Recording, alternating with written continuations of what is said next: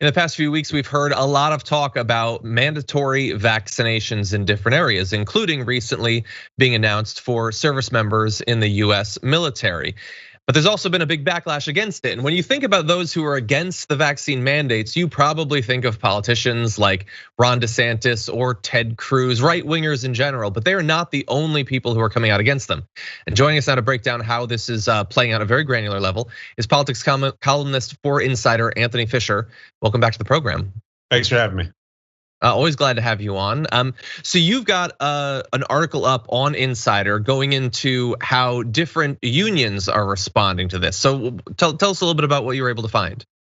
Yeah, so to be very clear, I'm only talking about public sector unions in this particular column. I mean, private sector unions have so many different kind of mechanisms for collective bargaining with their employers. It's a totally different situation. But when you are a public sector union member, you technically work for the government, and the government is an employer in that case, and an employer can make policies based on vaccination status for any number of vaccinations, but certainly during a pandemic that has uprooted the social safety net, the government has decided, not the government, but like many local governments and very slowly the federal government in certain professions is mandating vaccines. And public sector unions, some of them are national, some of them are on the local level, and a great many of them are opposed to the vaccine mandates for a number of reasons. Well, the biggest one is that I've heard, the biggest argument I've heard is that any mandate needs to be bargained, meaning you've got to give us something for this mandate. And that's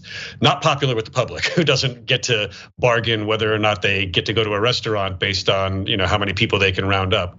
And another one is whether or not, like for instance, like in the military, you can't socially distance in the military, so it's just a matter of safety. But many of the public sector unions that are politically active, I mean, they all pretty much are. By about 89% of political donations from public sector unions go to Democrats, Democratic campaigns, and Democratic causes.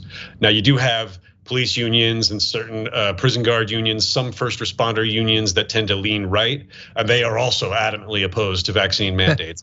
But in this case, it's a tricky situation because the Democratic lawmakers, legislators, they will kind of have to bite one of the hands that feeds them, one of their major donor constituencies, if they are to say, no, we're not even going to bargain over this, we're going to impose this, because they could, it could lead to a strike technically, but they do have the power to impose these rules from up on high without collectively bargaining. So there's already been some walking back, like Randy Weingarten, who's the president of the second largest union of teachers in the country, last week was saying that the mandate would have to be bargained, even though she's very much for teachers being vaccinated. She's walked that back on Meet the Press this weekend. She said, I support our members getting vaccinated. But then again, here's the problem.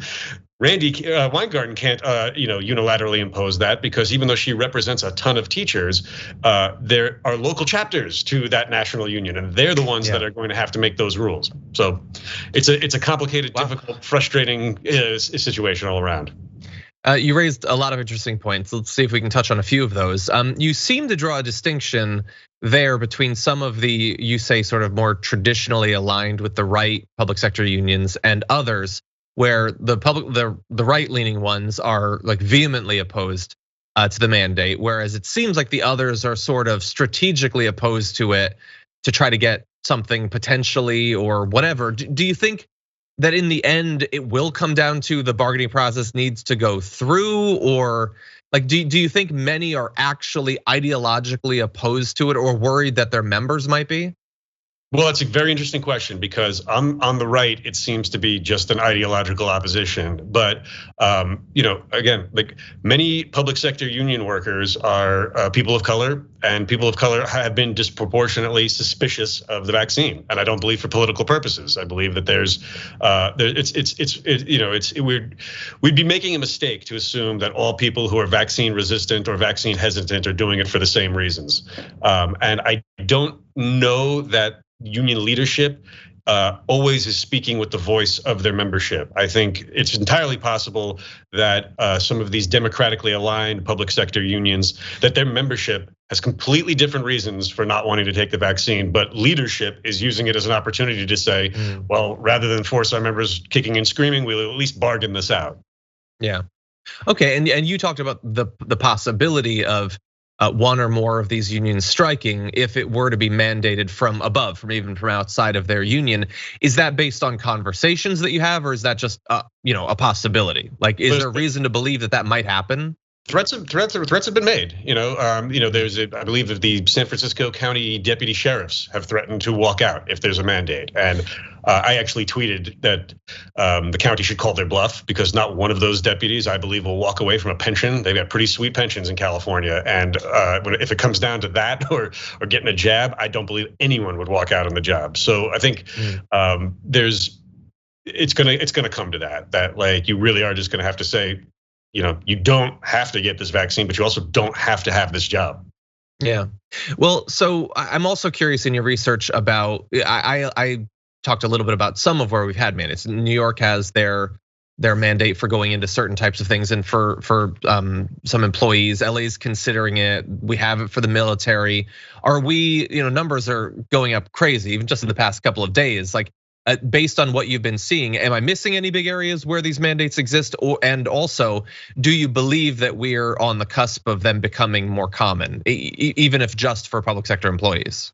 Well, that's the thing. There's so many public sector employees. It's that it could get us to the point that we need to get to. Like, we've been stubbornly hovering just under 50% of eligible American adults being vaccinated. We only just hit over 50% of the entire population being vaccinated. So until kids can be vaccinated, we need every adult vaccinated. And if making it that public sector workers are universally vaccinated, that will certainly bump up our numbers. Like, the teachers union hasn't given any statistics to back up their statements, but they say that 80 to 90% of their membership is vaccinated. We know that in New York, it's only about 50% for police and firefighters. Could certainly get that number up. And again, it's not always like front-facing workers. There are a million office workers. There are people who work in parks. There are people who work on the highways.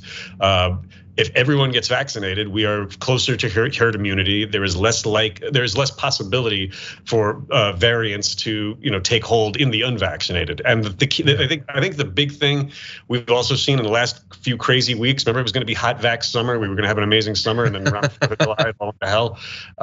I think what we have seen in some of the lowest vaccinated states in the country, particularly Mississippi and Louisiana, they've got the hospitalizations skyrocketed this month, and in the last week, the vaccination skyrocketed. I think people, who may have found a way to be not directly impacted or not see the horrors with their own eyes, they have this past month. So it's unfortunate that it came to this, but I think with the spike in vaccination, with the increased with resistance to vaccination, just as an idea, like kind of dropping a bit.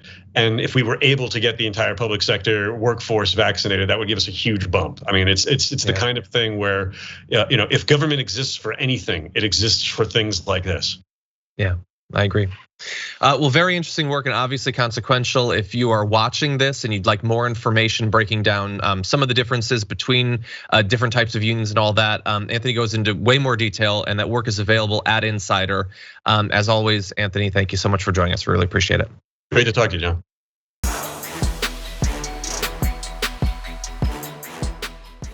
Check out the Damage Report podcast each day, wherever you get your podcasts, whether Pocket Casts or Stitcher or iTunes. You can join me as I give you the news and stories you want, with a range of co-hosts and interview guests jumping in on the fun each day. Again, that's the Damage Report, wherever you get your podcasts. And if you get them at iTunes, don't forget to rate and review. Sometimes I'll read them live on the show.